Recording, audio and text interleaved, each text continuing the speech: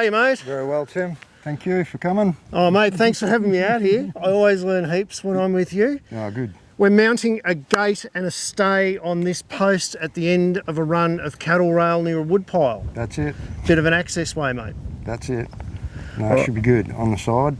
Beautiful. So we're going to get some tips on not only some new products that make side mounting gates much easier and better, but also how to do it and finally how to fit a really good stay. Okay, sounds good, Tim.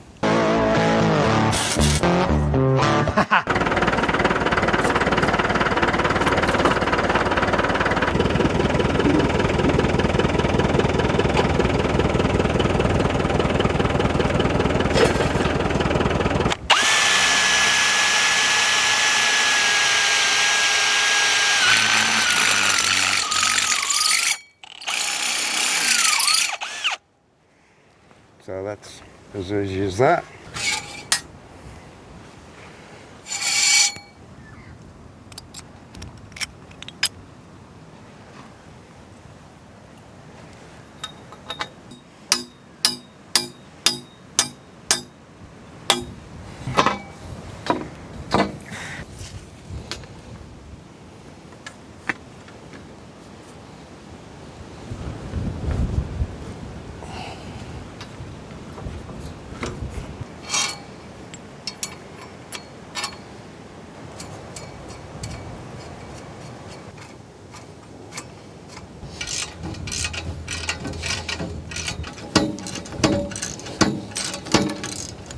So Tim, you even use the end assembly to get the final adjustments on your fence post here. That's and right. Make sure that everything's completely level. That's what I'll try and do, yeah. One of the advantages of an adjustable setup, I suppose, mate. That's it. It puts a bit more pressure on the stay, but they work and they don't move. With a kit like this one, there's a few advantages for when you can't weld, aren't there? That's right. I use these when it's hot like this and dry. The stay points are good. The other advantage of having a floating end assembly and a stay that can move is that it can absorb shock from the fence line, can't it? Yeah, I've noticed that, yes. So we've got a tree line here, we've got some branches that might fall on the fence, and if that happens, you don't want your end post to fail, you want it just to bend and come back, don't you? That's right. That's the plan. Now mate, you've got a new hinge kit that I haven't seen before. Yeah. And it's a side mounted or front mounted hinge kit. That's going to make the gate a lot stronger in this gateway. And it also allows the gate to fold out of the way for stock movement, doesn't it? Yeah, that's what the plan is, yeah. I've fitted one before. All right, so this is number 2. Yeah. Let's see how easy it is to fit, mate. Pretty impressed with the first one. All right, let's see if we're impressed with the second one. We'll see how we go. It's pretty simple, 2-piece, same as you always get, but the difference is it's ready to tack screw on. You don't have to weld it, you just tack it on. And the tack screws are strong enough for a gate hinge, mate? Yes, there's 6 of them on that and 4 on that. So it's not going anywhere? No. So we're checking the gap. The gate is it actually touching the fronts of each post. So it'll fit pretty neat and it won't swing through. When I fitted the posts, it's actually the same width as the gate. Over the years I've been putting the gates on the sides. They seem to work better. They don't get as beat up. When they're shut, they won't come open, and when they're open, they can swing back onto the fence and be secured to the fence so they won't blow shut while you're trying to get cattle through. So this is an Endstay gate. So we put the bottom hinge on this at the bottom of the brace. So that tells us we need to swing at this end.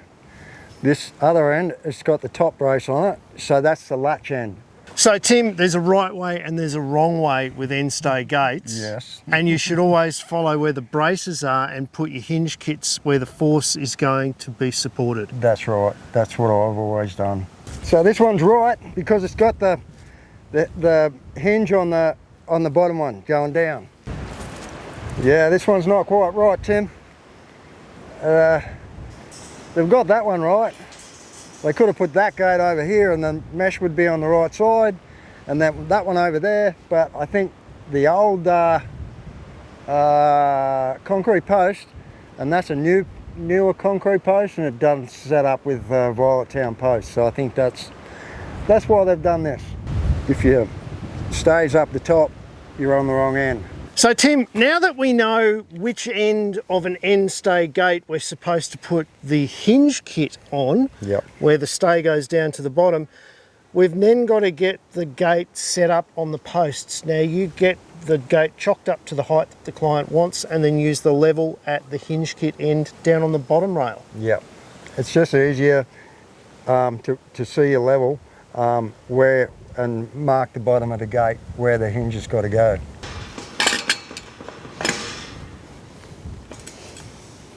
Spot on. With double gates, I put the chocks in the middle, and then I level gates to either way, bottom and the top.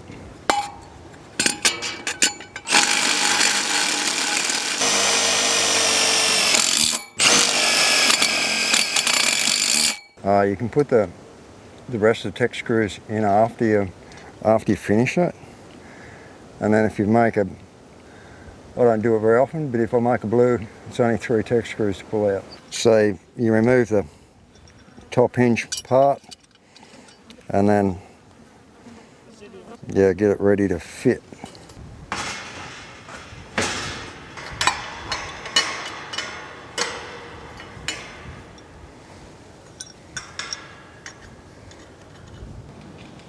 This is the fiddliest part.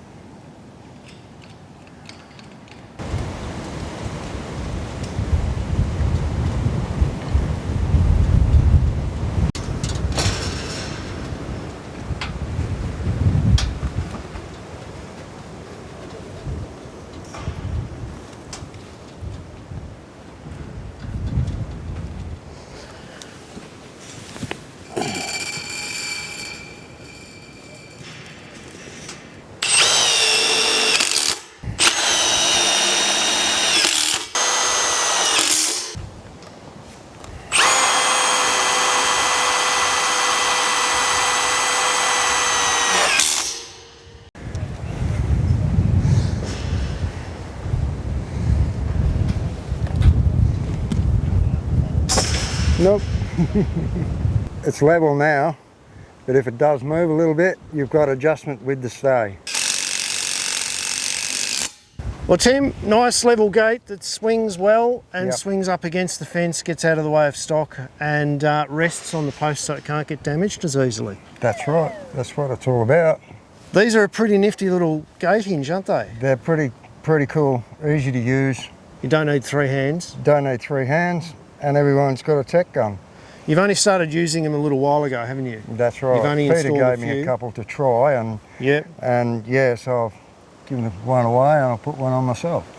Yeah, and I right. thought they're pretty cool, and there's no movement after you put them on. So we've installed these for a video today. Is this something you're going to be using in the future? Yeah, I think I will. They're a good thing. Yeah, good on you, mate. Well, thank you very much. We've got some great tips on installing gates from the master. Millimetre perfection down there, guys. Yeah. Send this video to someone who hangs their end stay gates the wrong way. And if you like this kind of content, make sure you hit the little subscribe button down there. It's a free way to support the channel. We bring you people like Tim, and they share their expertise for free. How good is that? Thanks so much, Tim. That's a pleasure.